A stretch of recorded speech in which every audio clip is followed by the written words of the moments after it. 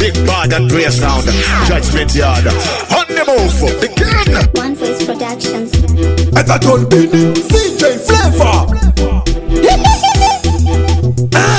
Talk to them. Alright. Varoi vakatumira zvitomana zvikwambo zvechikadzi kundiroya ndinozvimitisa.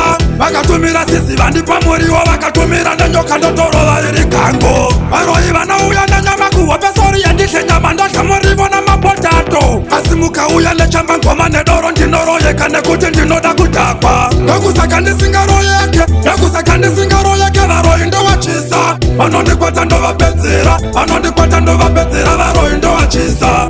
Ende futi chero vakakumbuka, ina ndimavhunduka. Chero vakakumbuka, ina ndimavhunduka. Vakanditumira amiye mapere nezvishiri ndinovhura suo ya matoristi. Bulazi yandinokoreka tsoka ndinofamba nemota vangatonokore matai. Zvenyu zvekupfeka fesi yechimoko changu kuhope muchida kundisadhusa pasopo. Handichandiswa ndakarara ini, handibatwa nematsikirira ndongobatwa nabhebi. Ndokusaka ndisingaroyeke, ndokusaka ndisingaroyeke varoi ndowachisa. Vanondikwata ndovapedzera, vanondikwata ndovapedzera varoi ndowachisa. Ende futi chero vakakumbuka, ina ndimavhunduka.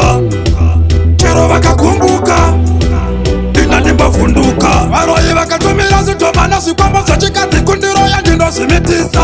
Vakatumira sisi vandipa muriwo, vakatumira nenyoka ndotorova riri gango. Varoi vanouya nenyama kuhope sori yandihle nyama ndodya murivo namapotato. Asi mukauya nechambangoma nedoro ndinoroyeka nekuti ndinoda kudhakwa. Ndokusaka ndisingaroyeke, ndokusaka ndisingaroyeke varoi ndowachisa. Vanondikwata ndovapedzera, vanondikwata ndovapedzera varoi ndowachisa. Ende futi chero vakakumbuka, ina ndimavhunduka. Chero vakakumbuka, ina ndimavhunduka. Vakanditumira amiye mapere nezvishiri ndinovhura suo ya matoristi. Bulazi yandinokoreka tsoka ndinofamba nemota vangatonokore matai. Zvenyu zvekupfeka fesi yechimoko changu kuhope muchida kundisadhusa.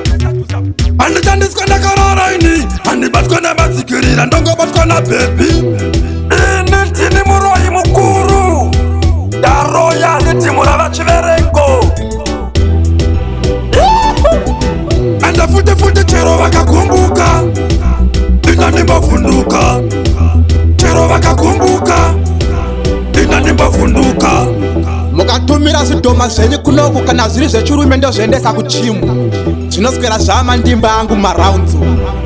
Kana zviri zvechikadzi ndozvimitisa. Munochengeta vana vasiri venyu kudzimba ikoko.